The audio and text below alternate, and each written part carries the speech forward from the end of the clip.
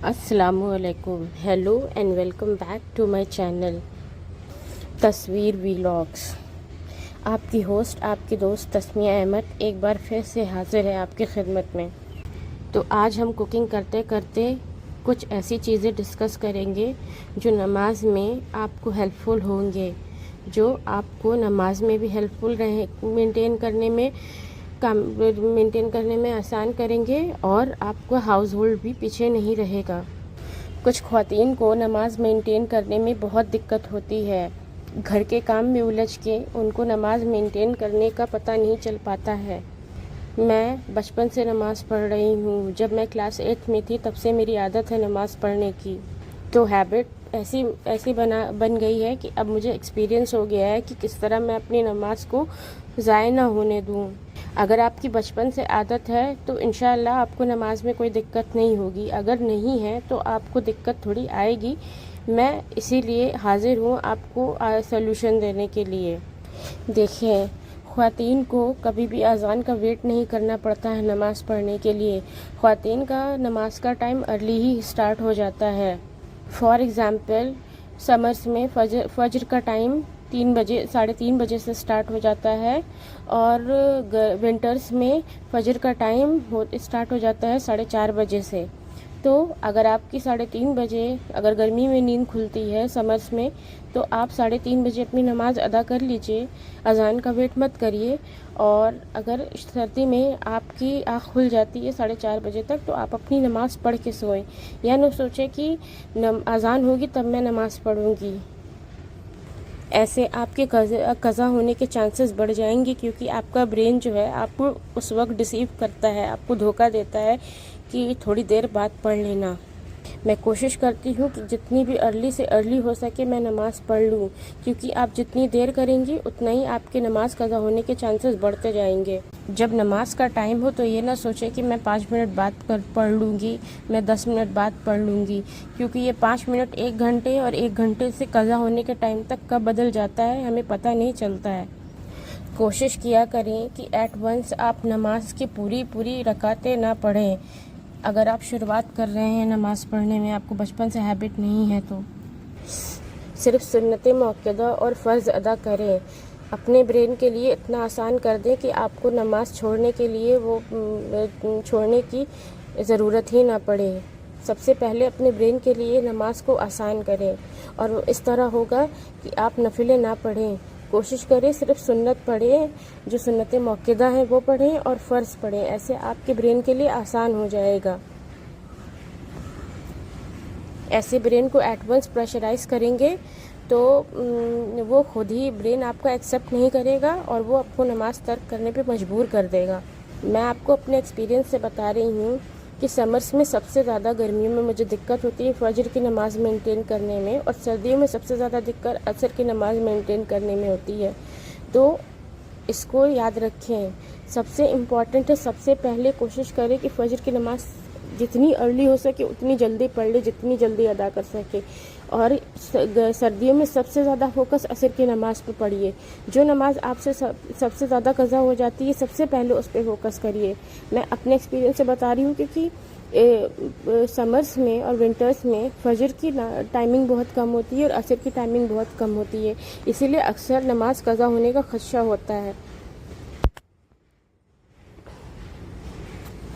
देखें, अगर आप शादीशुदा ख़वातीन हैं और आपको गुस्ल की ज़रूरत पड़ती है, तो आप कोशिश करें कि शावर आप रात को ही लेके सोएं, क्योंकि सुबह सुबह अगर आपके ब्रेन के लिए ये इजी नहीं होगा नमाज मेंटेन करना, तो आपकी नमाज कज़ा हो सकती है। कोशिश करें कि आप रात को सिर्फ शावर लें, लाउंड्री पे ध्यान न दें, क्योंकि अक्सर दिमाग लाउंड्री की तरफ चला जाता है और इंसान शावर लेने से अस्कता जाता है, क्योंकि रात को तबीयत थकी भी रहती है। तो सिर्फ शावर लें, लाउंड्री या एक्स्ट्रा वर्क करने की कोई ज़रूरत नहीं है।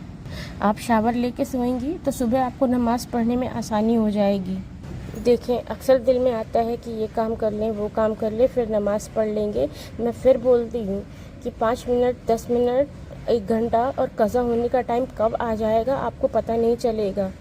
तो हाउस होल्ड में बिल्कुल भी मत उलझें, पहले आप नमाज़ पढ़ें, क्योंकि लॉन्ड्री आप बाद में भी कर सकती हैं, कुकिंग आप बाद में भी कर सकती हैं, घर साफ आप बाद में भी कर सकती हैं, लेकिन ये जो नमाज का टाइम है वो आपके लिए पलट के वापस नहीं आने वाला है। अच्छा, मैंने एक बात नोटिस की है, कुछ ख्वातीनें, जैसे कुछ बहुएं होती हैं घर की, वो फैमिली फंक्शंस में और वेडिंग्स में नमाज को ऐसे तर्क करती हैं, अपने आप को प्रूफ करने में लगी रहती हैं, काम करती हैं, नमाज़ों पे नमाज़ें तर्क करती जाती हैं।